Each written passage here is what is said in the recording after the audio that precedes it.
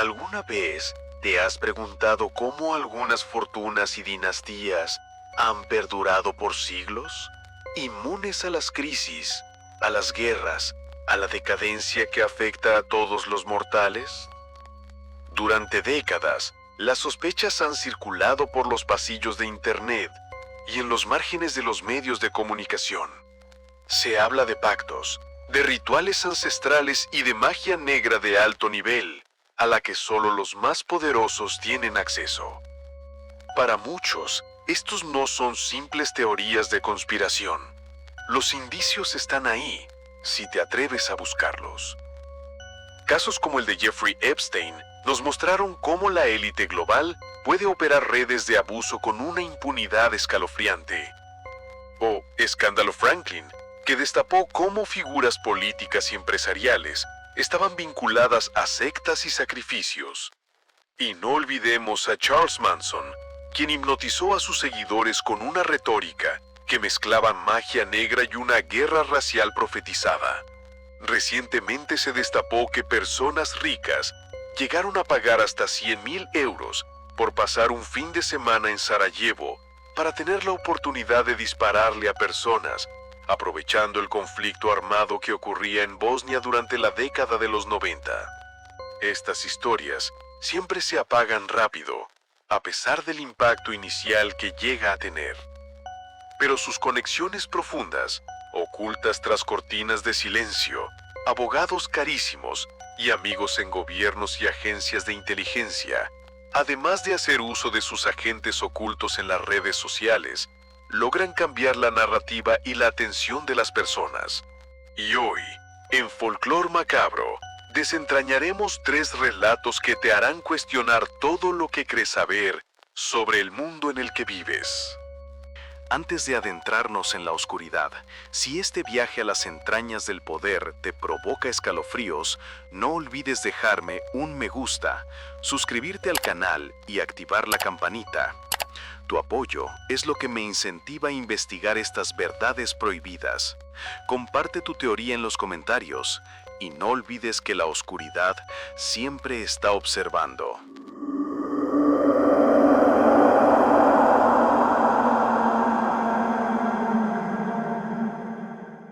Tomando en cuenta que todas las personas que han compartido estas terroríficas historias han decidido permanecer en el anonimato por su seguridad, para ofrecer una mejor narrativa, utilizaremos nombres falsos.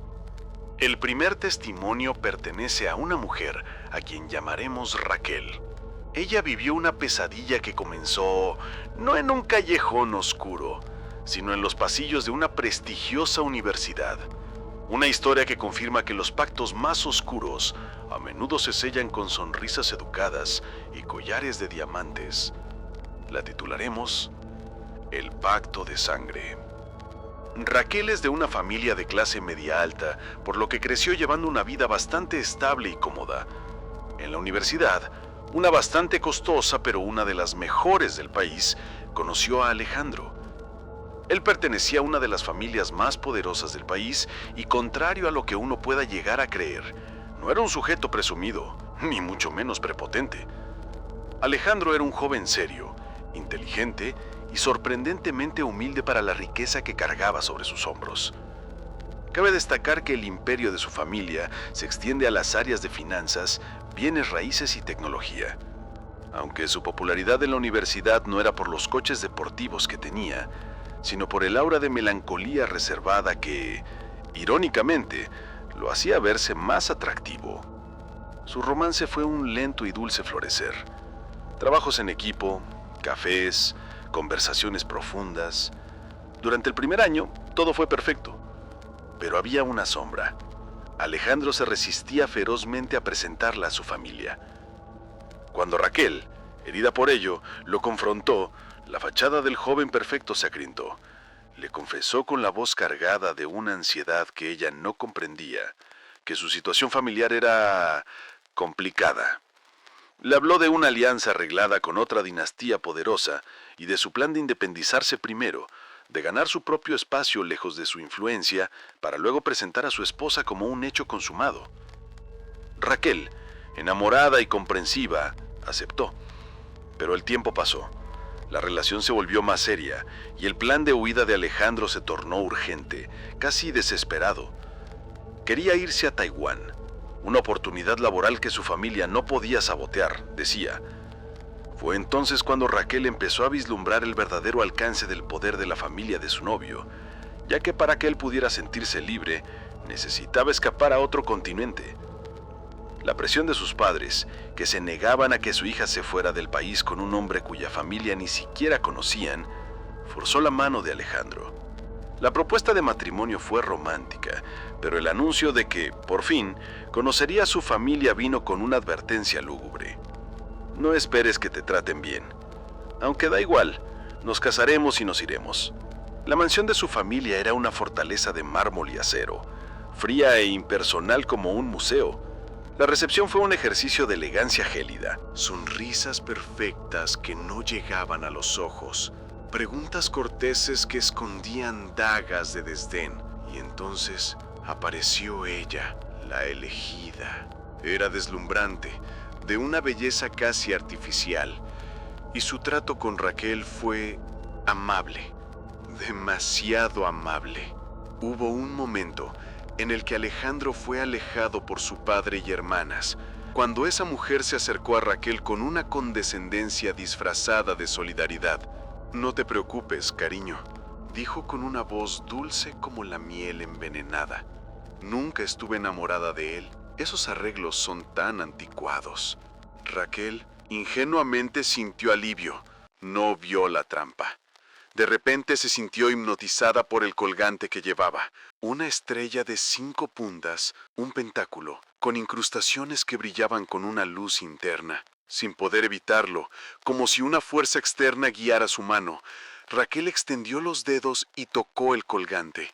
Sintió un dolor agudo y punzante en su yema. Se había pinchado con una de las puntas de la estrella. Una gota de sangre carmesí brotó sobre el metal blanco. El mundo volvió a enfocarse, de golpe.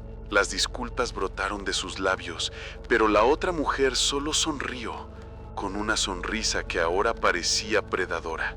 «No pasa nada», susurró. Sin embargo, Alejandro al ver la escena palideció como si hubiera visto un fantasma. La tomó del brazo con urgencia y la sacó de ahí casi a rastras. En el coche, él temblaba. «Yo te voy a proteger», le dijo. Una frase que entonces no entendió del todo, pero que luego comprendería como una declaración de guerra. Esa noche, todo comenzó. Tuvo una pesadilla, de la que no recuerda nada, pero despertó bañada en un sudor frío y con un cansancio enorme. Más tarde, Alejandro la llamó preocupado. «¿Te ha pasado algo raro?»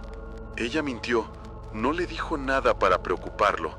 Sentía que había arruinado la presentación con sus padres. En la segunda noche, una entidad se materializó. No era una sombra vaga, era una cosa con la piel de un rojo cinabrio oscuro, ojos amarillos, y lo que debería ser blanco era negro azabache. Su cuerpo se veía enorme y felino, estaba recorrido por rayas negras. Raquel soltó un grito de terror. Al instante, sus padres empezaron a forcejear con la puerta que estaba inexplicablemente trabada. El demonio empezó a acercarse a su cama. El demonio, con un movimiento fluido y antinatural, le agarró el tobillo con una mano que acababa en garras y la lanzó contra el armario como si fuera una muñeca de trapo. En ese instante, la puerta cedió. Sus padres solo encontraron a su hija, tirada en el suelo, sollozando de terror, con una marca de una mano amoratada alrededor de su tobillo. Los siguientes días fueron un infierno doméstico. La casa se convirtió en un poltergeist enfurecido. Platos volaban, puertas se azotaban y unos pasos pesados, como de pezuñas, resonaban en el pasillo en la madrugada. Y el demonio rojo aparecía a todas horas, acechando desde un rincón, riendo con una voz gutural que no provenía de este mundo, alimentándose del terror puro que le provocaba a Raquel. Cuando Alejandro los visitó y vio el estado en el que se encontraban todos, no pareció sorprendido, solo asintió, con el rostro sombrío. Regresó a su coche y sacó un bolso de lona. No era el equipaje de un universitario. Parecía el kit de un brujo.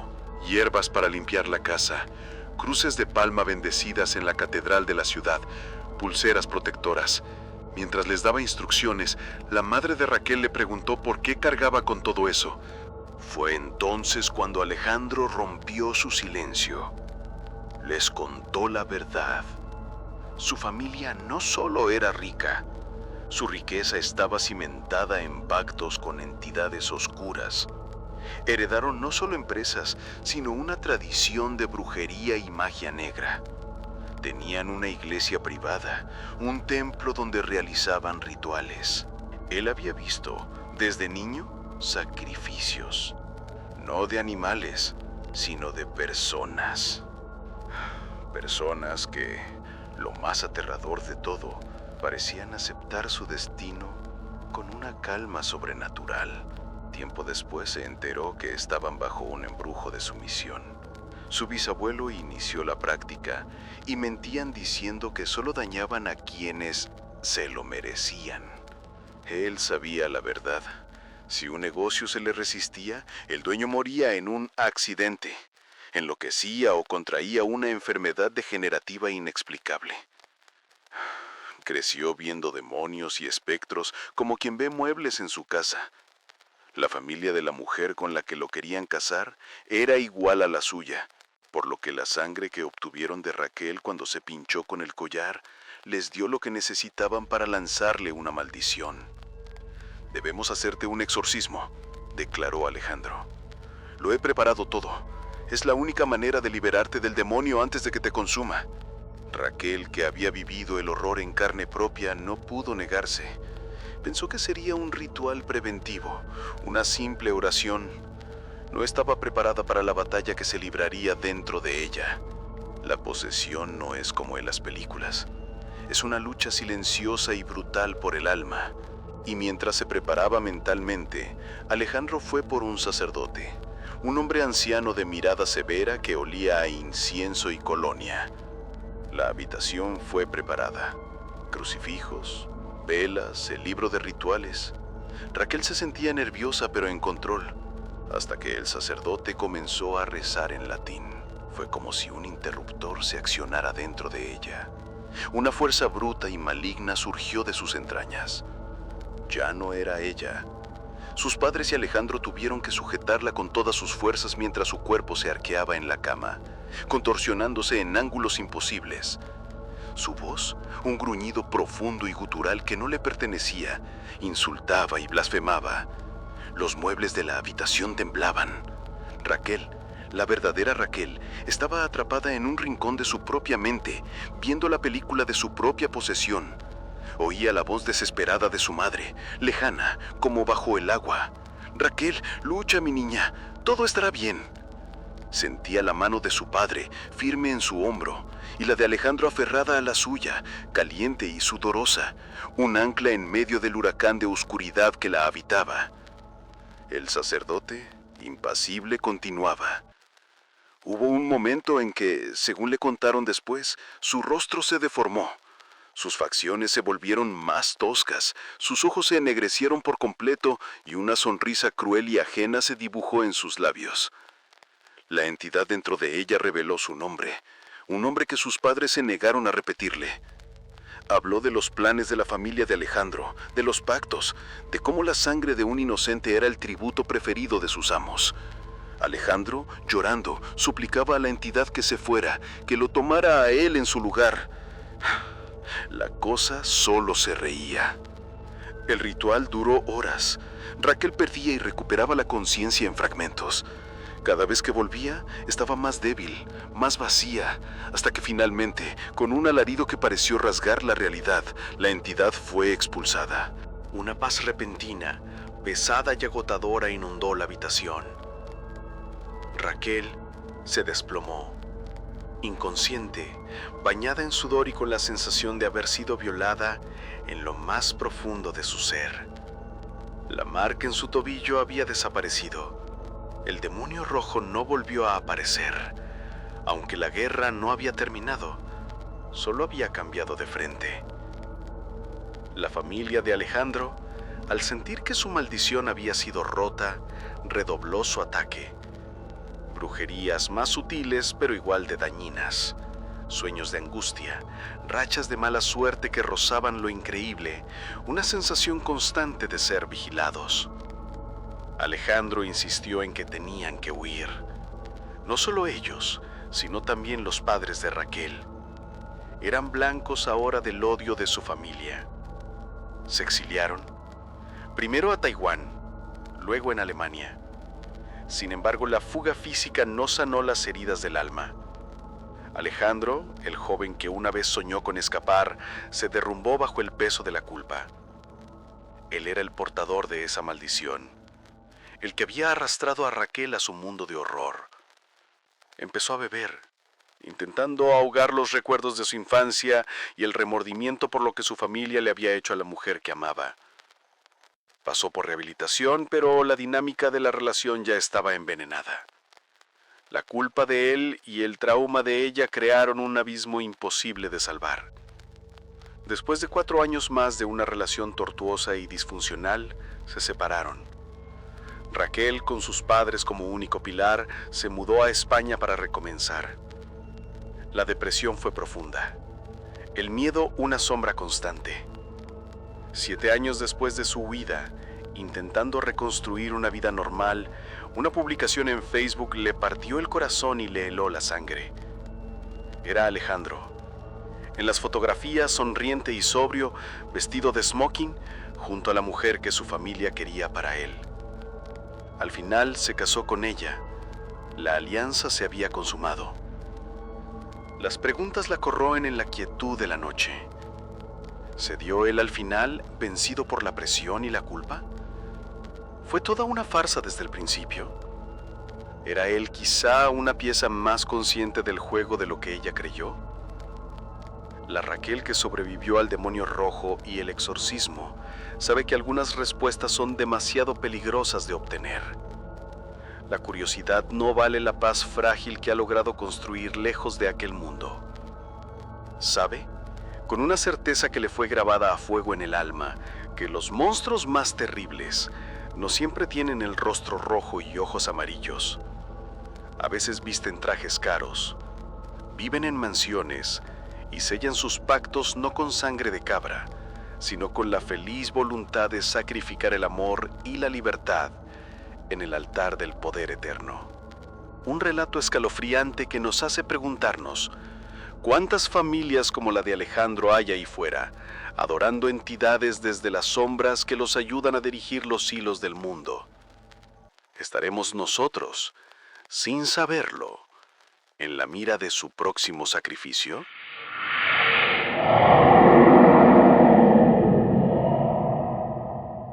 En el mundo de los ultrarricos, el servicio doméstico es testigo de cosas que nunca se comentan en público.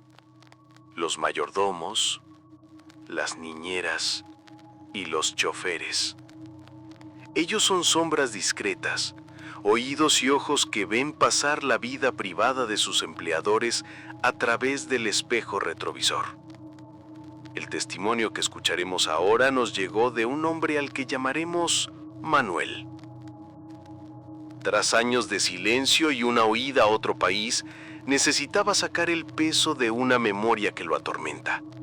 Un recuerdo que confirma que, para algunos, la fortuna no se mide en millones, sino en la sangre que están dispuestos a derramar. Este relato lo titulé El silencio del chofer. Manuel no era un hombre ambicioso. Valoraba su trabajo, la puntualidad y, sobre todo, la discreción. Por eso era el chofer de confianza de don Adrián, un magnate cuya fortuna era tan vasta como opaca. Don Adrián tenía todo: una esposa deslumbrante, salida de un certamen de belleza, 2 hijos perfectos que estudiaban en el extranjero y una mansión que era un monumento al lujo y el buen gusto. Para Manuel, su jefe era un hombre ocupado, un torbellino de reuniones y viajes que él facilitaba con la eficiencia de un reloj suizo. Lo llevaba a cualquier hora, a cualquier lugar, sin preguntar, sin juzgar. Esa era la clave de su bien remunerado empleo. La rutina era clara. De lunes a viernes, trayectos entre oficinas, aeropuertos y restaurantes de lujo. Pero los sábados por la noche había un destino fijo. Una casona solitaria al final de un camino rural, lejos del bullicio de la ciudad. Manuel, como cualquier persona, asumió que era un prostíbulo de alto nivel, un lugar donde la élite acudía para satisfacer vicios lejos de miradas indiscretas. Él no era moralista. Su trabajo era esperar en el coche, escuchar música baja y estar listo para cuando su jefe saliera, a veces horas después, con el mismo aire impasible con el que había entrado. La noche que quebró su realidad comenzó como cualquier otra. Estacionó el sedán negro frente a la casona con sus ventanas altas y sus muros desconchados. Encendió la radio y se preparó para la larga espera, pero el silencio de la campiña fue roto por gritos. No eran gritos de fiesta o ebriedad, eran alaridos de terror puro, desgarradores. Nunca denunció lo que vio. Sabía que don Adrián y sus asociados tenían tentáculos que llegaban a todas partes, incluido el gobierno y la policía. Sabía, con la certeza del que ha visto el verdadero poder, que, si se atrevía a decir algo, aparecería con la boca llena de moscas. Una muerte rápida y silenciosa, otro caso sin resolver. Manuel también investigó si los periódicos locales daban la noticia de haber encontrado el cuerpo de algunas mujeres en cualquier lugar. Pero los reportes de mujeres desaparecidas que coincidían con la descripción, no hubo nada relacionado con esas mujeres que vio. Como había intuido, eran fantasmas para el sistema, seres marginados cuyas vidas y muertes no alteraban el orden establecido. Para el mundo, simplemente personas dejaron de ocupar un espacio. Para los que estaban dentro de esa casona, fueron probablemente una ofrenda más en su altar de poder y avaricia. Manuel espera que el anonimato del Internet lo proteja, que don Adrián, en su burbuja de riqueza y rituales, ni siquiera lo recuerde. Pero él necesita que alguien más sepa. Necesita que el mundo escuche, aunque sea en un susurro, que los monstruos son reales. No viven en cuevas, sino en penthouses, y que su sed no se sacia con dinero, sino con el miedo y la sangre de los inocentes. El silencio de Manuel, forzado por el miedo, es un eco de un silencio mucho mayor, el de un sistema que permite que los poderosos operen en las sombras, donde la vida humana vale menos que un sobre lleno de billetes. ¿Cuántas casonas como esta existen en el mundo? ¿Cuántos choferes, mayordomos o personal de limpieza guardan secretos que podrían derrumbar imperios si tan solo se atrevieran a hablar?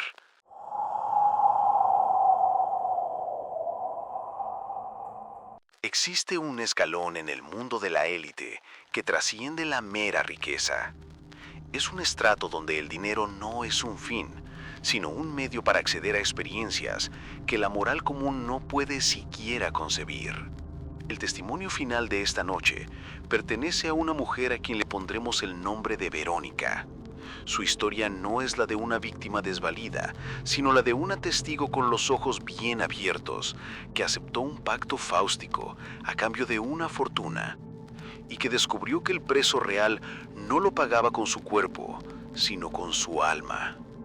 La llamaremos la Sociedad Oculta.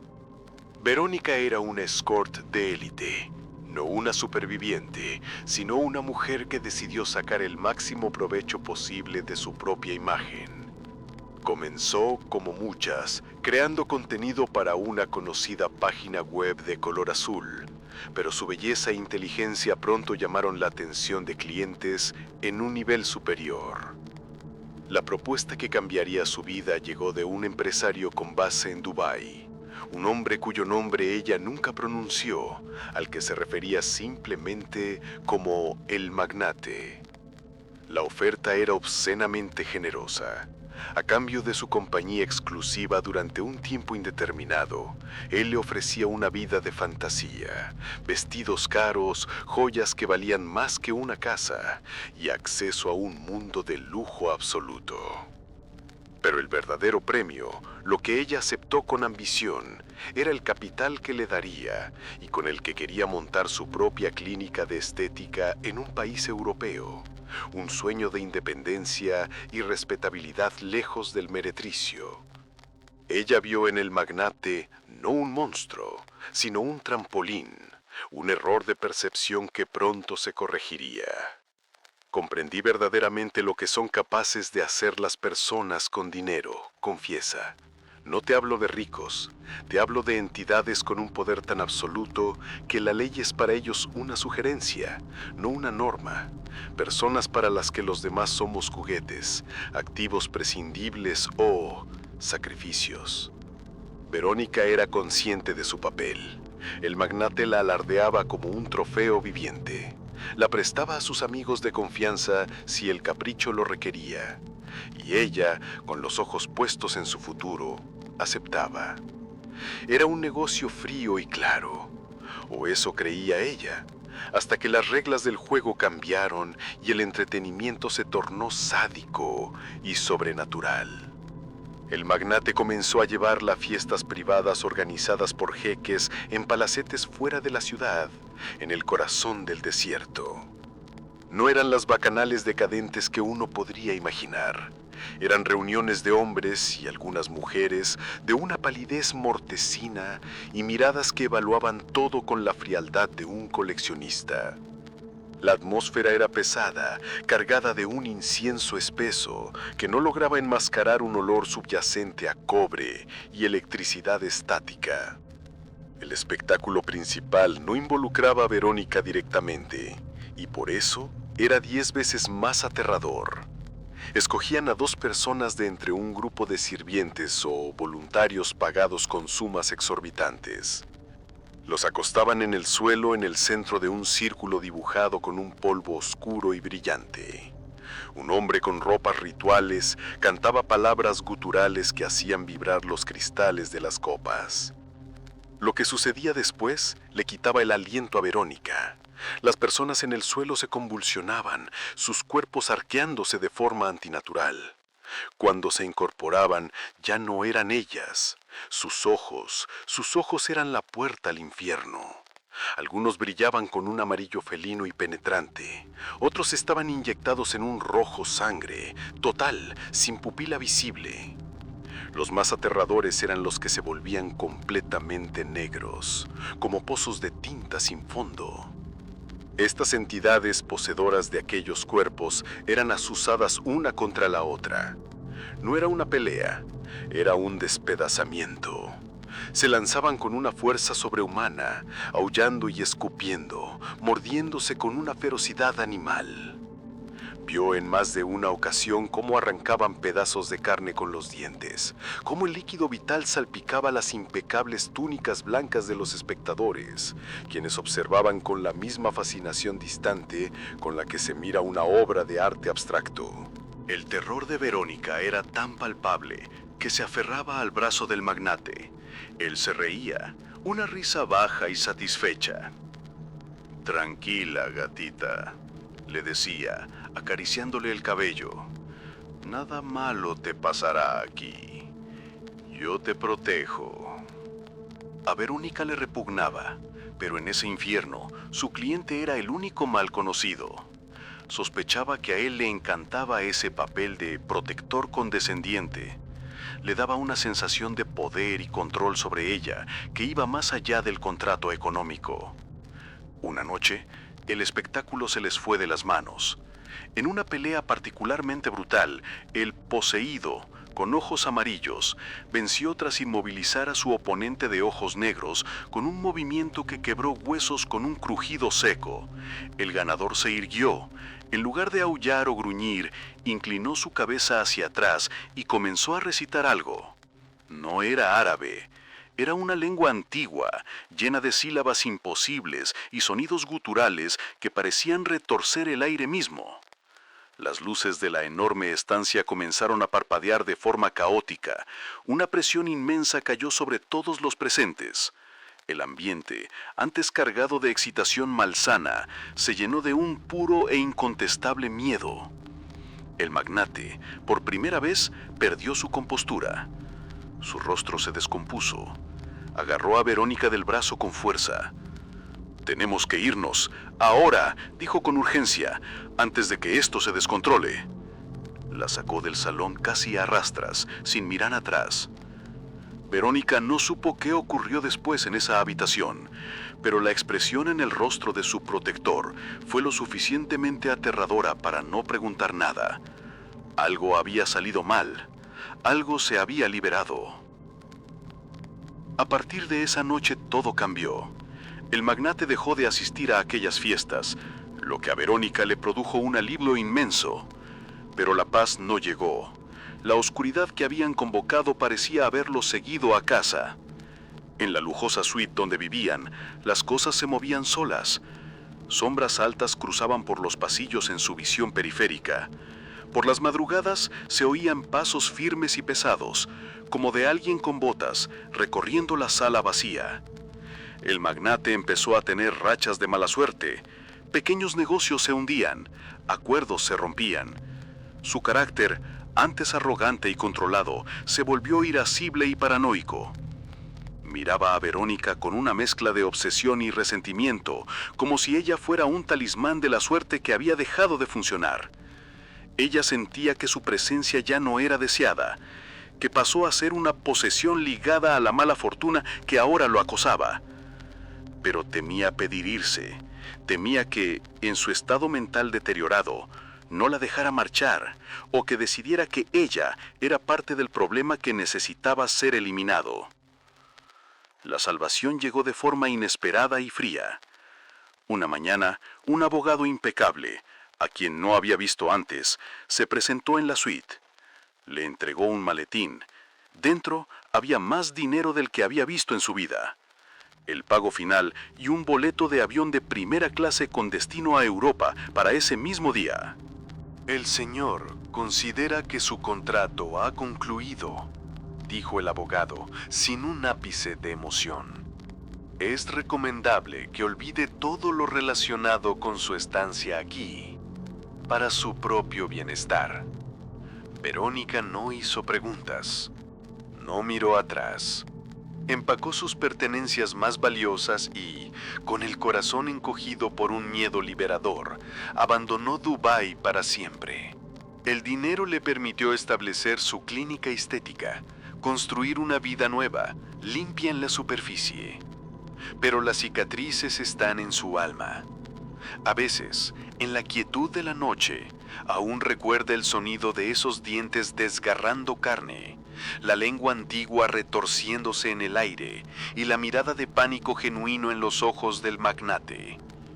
Ve en las redes sociales a gente defendiendo a los multimillonarios, argumentando que su éxito es merecido, que son benefactores de la humanidad. Ella solo puede sacudir la cabeza con una amargura profunda.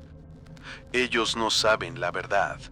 No tienen idea de la obscuridad que se consume en las fiestas privadas, detrás de puertas cerradas, donde el aburrimiento de los ultrapoderosos los lleva a jugar a ser dioses con fuego que no pueden controlar, donde el entretenimiento supremo no son el sexo o las drogas, sino rasgar el velo de la realidad y liberar demonios, solo para ver qué pasa. Verónica tuvo suerte, cobró y escapó. Pero siempre se pregunta, ¿qué fue lo que se descontroló esa noche? ¿Y a cuántas otras Verónicas no les habrán dado la oportunidad de huir?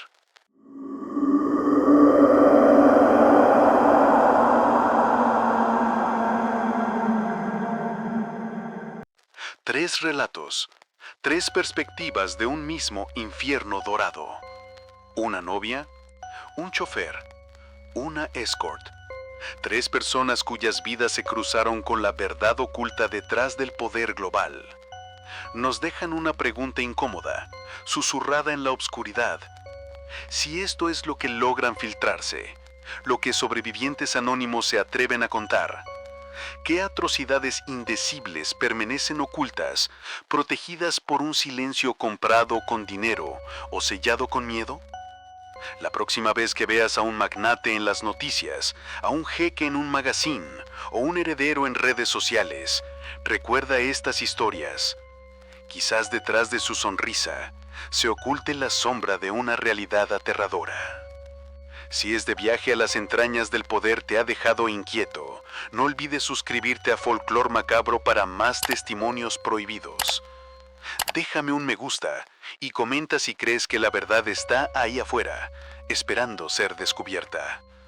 Y recuerda, a veces la ficción más aterradora solo es un pálido reflejo de una realidad que nos negamos a ver.